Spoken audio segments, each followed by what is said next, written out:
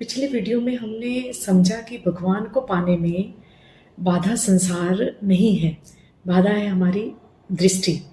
आज इस बात को थोड़ा और गहराई से समझने की कोशिश करेंगे और ये समझना ज़रूरी भी है, क्योंकि जब तक दृष्टि नहीं बदलती तब तक भगवान की उपस्थिति, उसकी प्रेजेंस सिर्फ शब्दों में रहती है, अनुभव में नहीं उतरती। अक्सर मनुष्य कहता है कि मैं भगवान को मानता हूँ पर अनुभव नहीं किया कभी। पर सच ये है कि अनुभव का अभाव भगवान की अनुपस्थिति नहीं है, मतलब दृष्टि की उलझन है। भगवान तो सदैव है।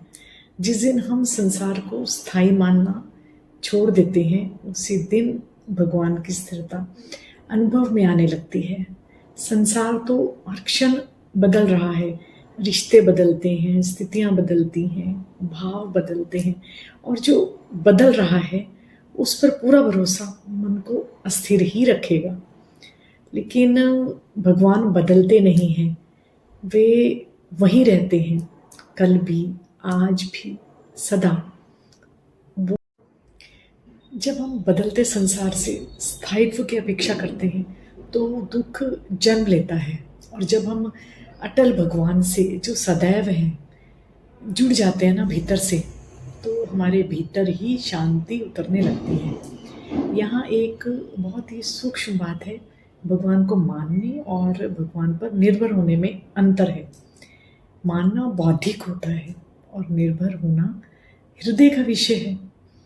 जब तक हम स्वयं को सब कुछ करने वाला मानते हैं कि हम ही हैं जो कुछ कर रहे हैं बस, तब तक भगवान सिर्फ एक विचार बने रहते हैं।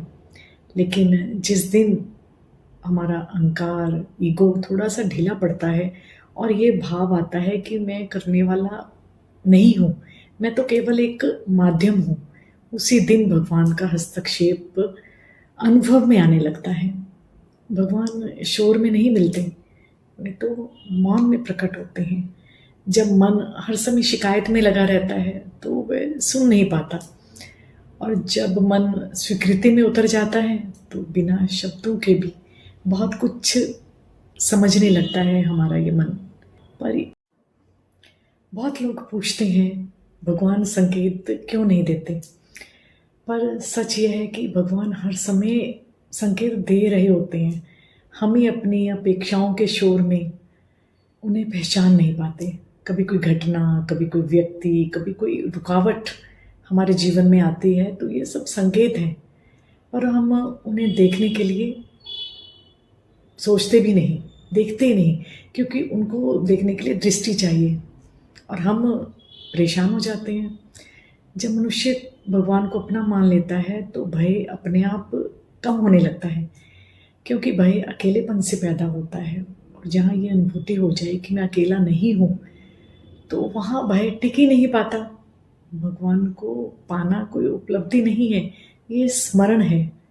स्मरण की वे पहले से ही हमारे साथ हैं, बस हमने दृष्टि कहीं और टिका रखी है, संसार की तरफ।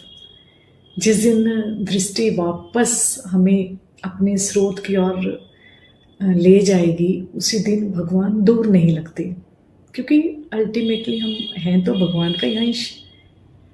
और तब ये जीवन संघर्ष नहीं रहता, एक यात्रा बन जाता है।